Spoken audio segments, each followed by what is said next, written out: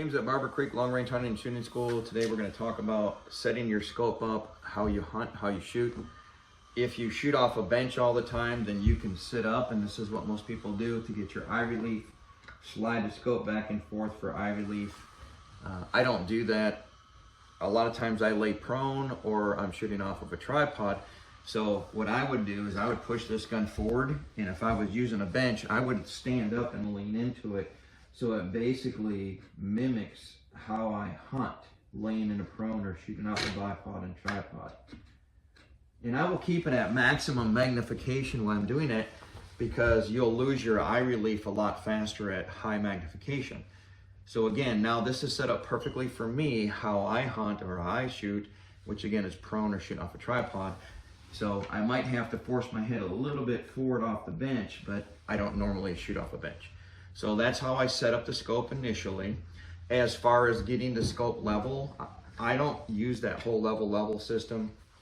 I take the gun, get it as vertical as possible, the stock, look through it, and then what I'm going to do is when it feels comfortable, the gun, not even looking through the scope right now, I'm looking at the scope rail, and then I will adjust the crosshairs till they look nice and level to me, which they do right now, and at that point I will go ahead and snug this up. So I'm going to snug it, and then double check it, because a lot of times when you tighten up the rings, it ends up moving the scope. Let me check it again.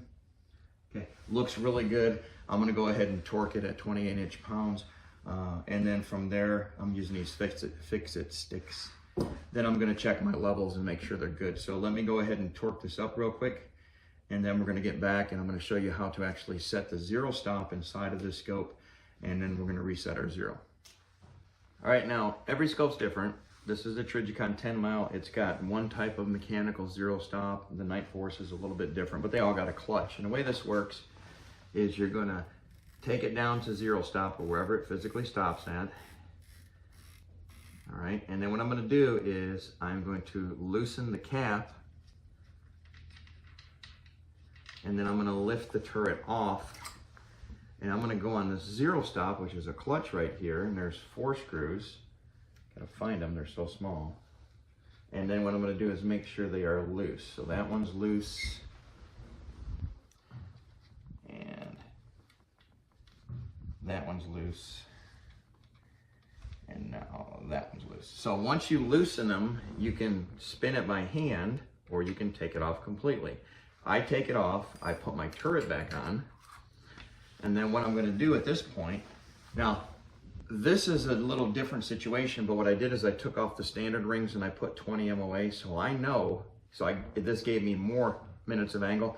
I know I got to come down about 20 minutes. So, all right, so I brought it down about 20 minutes, and then what I'm going to do is I'm going to shoot it at 100 yards, find my impact, and then I'm going to shoot one bullet hole and then move my crosshairs to that bullet hole, and then I'm going to shoot another one. What I'm trying to do is, like I talked about in the last video, which is how to properly zero your gun.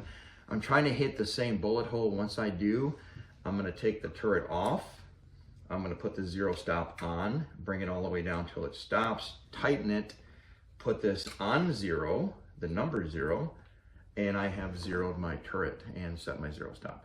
All right, so I'm going to go ahead and do that. So stand by, and then I'm going to put, again, a few shots down range and get this zeroed. You'll see it on film.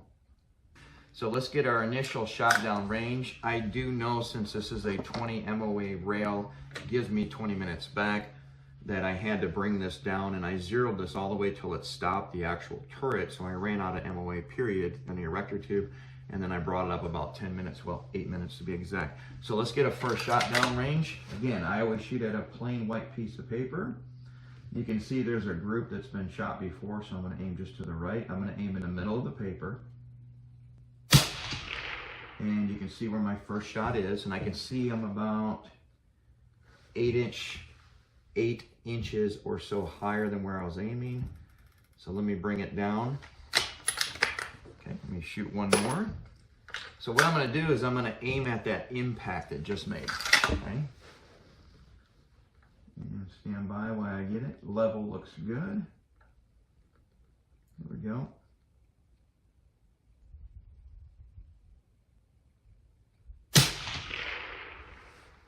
pretty lucky.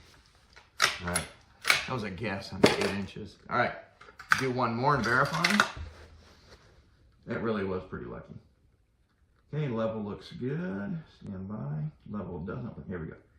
All right, shoot it one more.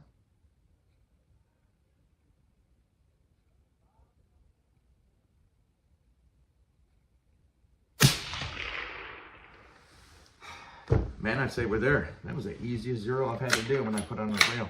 All right, so I'm gonna pull off the turret. I'm gonna put on the actual zero stop, turn it until it physically stops, take my Allen wrench, if I can find it, and then what I'm gonna do is I'm going to lock this in place. Let me get it in there. Okay. And once I lock this in place, or screw it down and tighten it, there's one. You don't have to over tighten these, by the way. They're just a zero stop. And tighten down this one. And there's 3 of these actually, not 4. I think I said 4 last time. All right, at this point, I'm gonna physically put my zero stop and my zero mark on the turret on 0.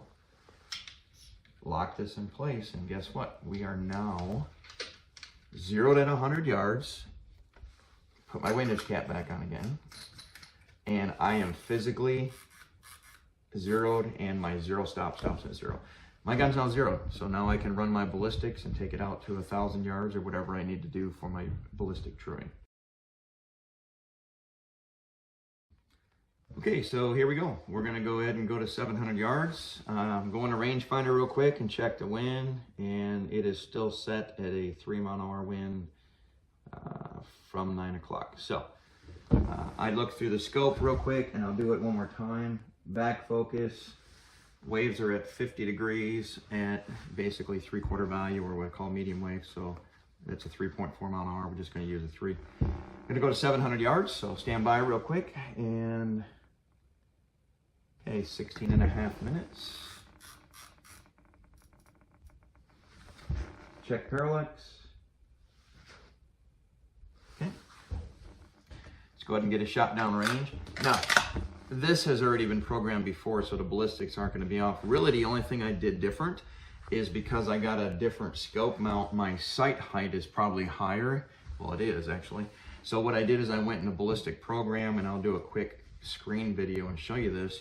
And I measured from the center of the scope, or where the center of the erector tube, to the center of the barrel, and I got that sight height and put it in here, so that way it corrects for that angle. So real quick, let's go ahead and go to 700 yards. And here we go. We'll give it a 1.5 minutes left wind. Okay, bullseye, edge of bullseye. Okay, now we're gonna go right out to 1,000 yards. I'm gonna have him set up the camera. Okay, so he just put the long range camera on the 1,000 yard, and we're gonna shoot at a clay pigeon under target 1. So let me check it real quick. All right, 1,003 yards, and it says dial 30, and I'm already at 16.5, and it says 30.30, so 30.25, and it's saying 3 minutes of wind. Double check the wind, and guess what? Same angle, 50 degrees, but the waves are tighter.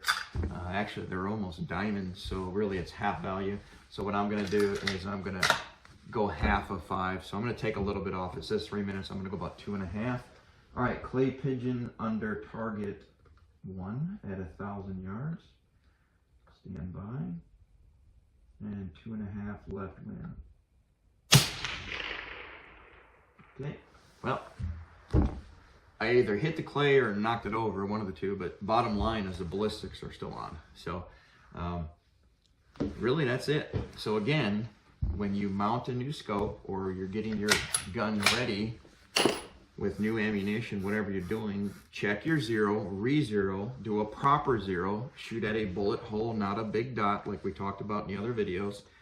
And then the other thing is, once you get that set your zero stop, put your turret back on 0, go in your ballistic solver. If you have to make any adjustments, make your adjustments, and true your velocities. Now this video is not about truing velocities. If I had to true my velocities, I really would have done it. Truing velocities is simple. You listen to the rangefinder, dial what it says. If you're 2 or 3 inches high, bring it down a quarter minute, shoot until you hit what you're aiming at, go in the ballistic program and say, I shot at 1,000 yards. It really took me 29 minutes to get there. The ballistic solver backs into the algorithms and changes your velocity. It's called truing velocities, and then you're up and running. Hey, that's another tip from James at Barber Creek. Thanks for joining us. Have a great day. Barber Creek's Long Range Hunting School provides you the skill set to ethically make shots well beyond 800 yards. With one of America's top long-range instructors, a climate-controlled classroom and shoot house, we're able to teach all year round.